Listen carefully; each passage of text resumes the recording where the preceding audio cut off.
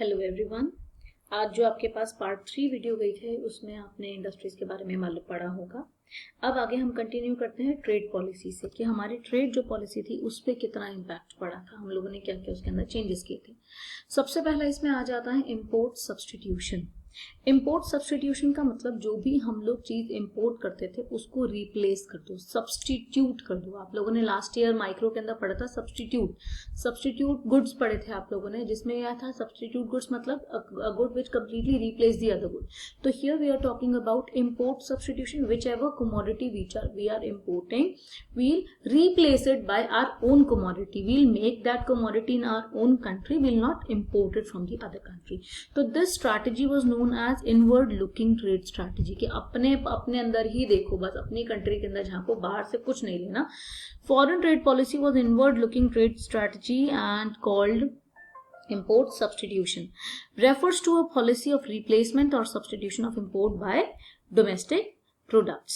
Now protection from imports used, जो अब क्योंकि इंपोर्ट आ रहे थे, अब कैसे प्रोटेक्ट करोगे? आप बाहर वालों को रोक थोड़ी दोगे, तो उसको आप किसी को मना नहीं कर सकते कि आप मत खरीदो या आप दो मत। तो आप क्या कर सकते थे उसके ऊपर, वो कैसे रेस्ट्रिक्शन लगा सकते थे? टैरिफ्स और कोटास से। अब टैरिफ और कोटा क्या होता है?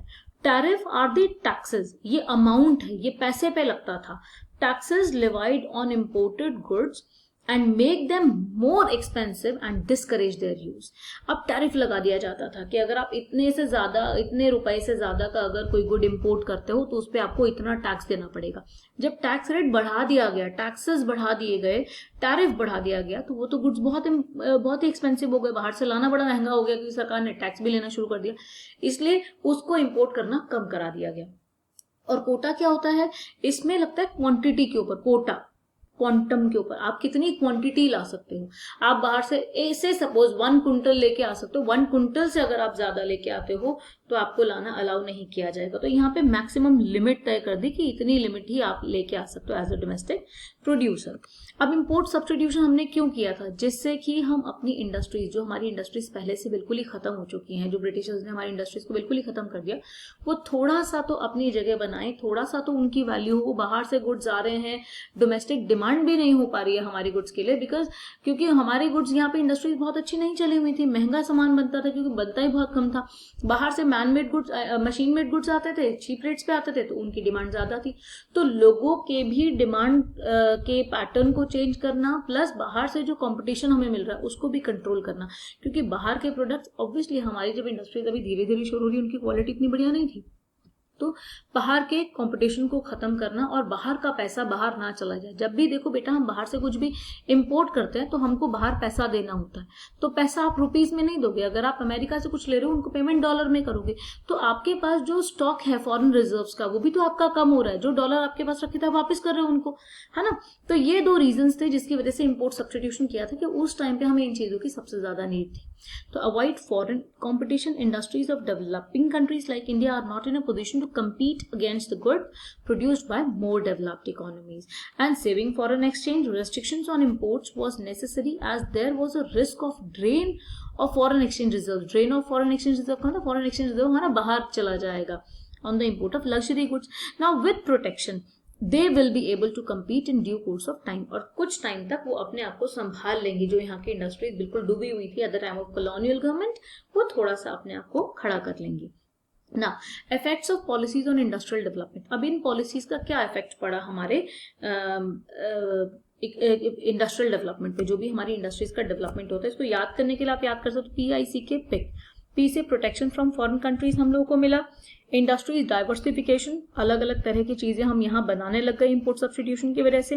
कंट्रीब्यूशन इन GDP, क्योंकि हमारी इंडस्ट्रीज में काम बढ़ा तो हमारी इंडस्ट्रीज की जो इनकम थी वो भी बढ़ी, GDP के अंदर कंट्रीब्यूशन बढ़ा। और key role in promoting small scale industry, जो स्मॉल स्केल इंडस्ट्रीज थे वो भी हमारे, उनका काम भी बढ़ा। तो सबसे पहला आ जाता है प्रोटेक्शन फ्रॉम फॉरेन कंपटीशन। अभी हम पढ़ के आ चुके हैं import substitution enabled the development of local industries. Obviously जो हमारी यहाँ की इंडस्ट्रीज है वो इनेबल हुई, जैसे कि ऑटोमोबाइल सेक्टर हमारा बढ़िया हुआ, इलेक्ट्रॉनिक्स बढ़िया हुआ। इंडस्ट्री डाइवर्सिफिकेशन, अब हम लोग डाइवर्सिफिकेशन में बहुत सारे तरीके के वैरायटी ऑफ प्रोडक्ट्स अब हम लोग बनाने लग गए थे. The industrial sector became well diversified by 1990 largely due to public sector. अब देखो क्या था, besides cotton and jute, earlier we were having cotton and jute textile mills industries. Now what we are producing engineering goods also and consumer goods also. The production of these goods also grew. And then it comes to contribution in GDP. Contribution in GDP also rises because of the industrialization. Rise in industry share of GDP is an important indicator of the development. You can see that कि जो contribution हमारे industrial sector का था वो increase हुआ. Agriculture का 1950 to 1951 में 59 था, फिर 34.9 हो गया. Industries का देखो 13% से 24.6% हो गया 1990 के अंदर. तो ये हमारा contribution भी बढ़ा. फिर इसके बाद आ जाता है key role in promoting small scale industry. जो स्मॉल स्केल इंडस्ट्रीज थे उनको भी हम लोगों ने प्रमोट किया, वो भी बड़ी हमारी.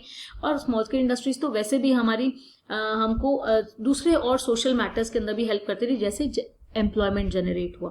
दे gave opportunities to the people with small capital. जिनके पास कम कैपिटल थी, कम पैसा था, वो स्मॉल स्केल इंडस्ट्रीज बना लेती थी, लोगों को एम्प्लॉयमेंट मिलती थी और ग्रोथ विद इक्विटी, ग्रोथ भी होती थी, जीडीपी भी बढ़ रहा है, इंडस्ट्रीज में काम भी हो रहा है, लोगों की इनकम भी बढ़ रही है और इक्विटी भी मिल रही है. दैट मीन्स गरीब और गरीब नहीं हो रहा, अमीर और अमीर नहीं हो रहा, गरीबों के पास भी पैसा आ रहा है. They are also having jobs, they are also earning incomes. So ये हमारे स्मॉल स्केल इंडस्ट्रीज का बहुत बड़ा बेनिफिट हुआ था.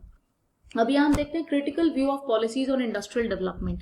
क्रिटिकली हम लोग इन डेप्थ देखते हैं क्या क्या फायदे हुए, क्या क्या नुकसान हुए इंडस्ट्रियल डेवलपमेंट के अंदर. सबसे पहला इनवर्ड लुकिंग ट्रेड स्ट्रैटेजी, फिर लाइसेंसिंग का मिसयूज और तीसरा है inefficient public sector.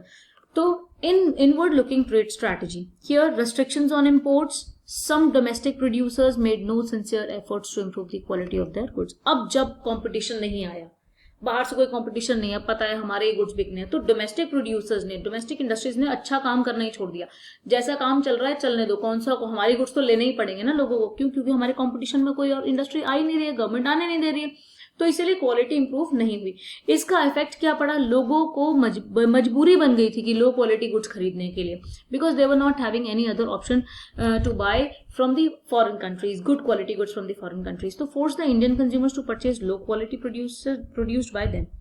And domestic industries failed to achieve international standards of product quality. International standards हम लोग नहीं अटेन कर पाए थे क्योंकि हम लोग यहाँ पे क्वालिटी पे ध्यान ही नहीं दे रहे थे. दूसरा, लाइसेंस का मिसयूज भी होने लग गया था. जिनके पास बहुत ज्यादा पैसा था, जो बिग इंडस्ट्रियलिस्ट थे, वो भी ये सोचते थे कि यार हमारे कंपटीशन में कोई और इंडस्ट्री ना खोल ले, तो इसके लिए हम लाइसेंस ले आते हैं जाके. वो क्या करते थे, गवर्नमेंट से जाके लाइसेंस ले आते थे, काम नहीं करते थे, बस लाइसेंस ले आए जिससे कि कोई और अपनी फर्म ना खोल ले. तो ये बहुत ज्यादा नुकसान होता था. Few big industrialist who got a licence not started a new firm. Licence तो ले लिया लेकिन स्टार्ट नहीं किया. अब क्योंकि उनको लाइसेंस मिल गया तो गवर्नमेंट किसी और को दे नहीं सकती, तो उन्होंने स्टार्ट भी नहीं की. पर्पस क्या था, to prevent competitors from starting a new firm, कि कॉम्पिटिटर जो है वो ना खोल ले कहीं. इसका इफेक्ट क्या हुआ, बहुत सारा टाइम वेस्ट हुआ, और क्योंकि क्वालिटी तो बढ़ाई नहीं उन्होंने अपने प्रोडक्ट की, कॉम्पिटिटर ना आ जाए, अपना पैसा जरूर लाइसेंस वगैरह में लगा लिया, टाइम वेस्ट किया.